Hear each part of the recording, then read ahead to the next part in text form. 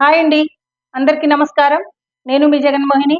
Telugu సౌరభాలు channel ద్వారా అర్థాలంకారాల్లో 5వ విభాగానికి మీ అందరికీ స్వాగతం పలుకుతూ, ఇప్పటి వరకు అర్థాలంకారంలో మనం ఉపమాలంకారము, ఉత్ప్రేక్షాలంకారం, స్వభావోక్తి, అతిశయోక్తి, శ్లేషాలంకారం గురించి తెలుసుకున్నాం. ఇప్పుడు ఈ వీడియోలో రూపకాలంకారము, నిర్వచనం గురించి తెలుసుకుందాం. రూపకాలంకారం అంటే ఏమిటో చూడండి.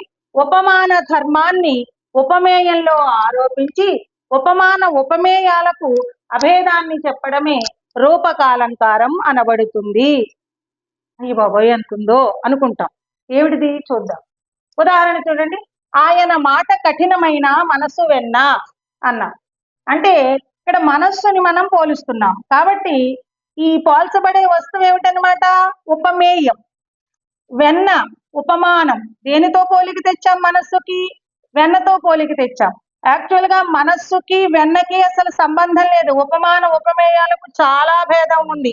అయినా మనం లేనట్టుగా చెప్తున్నాం.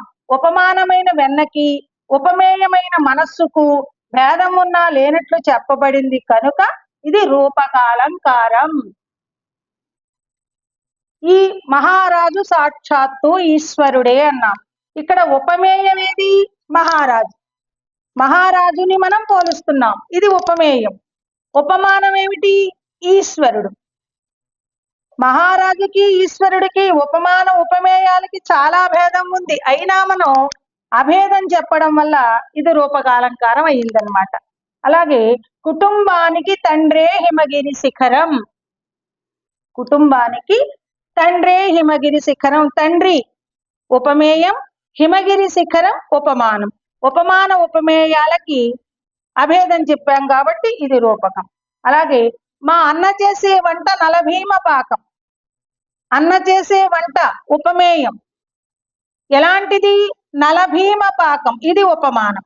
అంటే అన్న చేసే వంట నలభీమ పాకంలా ఉంటుంది అనట్లేదు, అదే ఇది. అంటే ఉపమాన ఉపమేయాలకి ఇక్కడ అభేదం చెప్తున్నాం.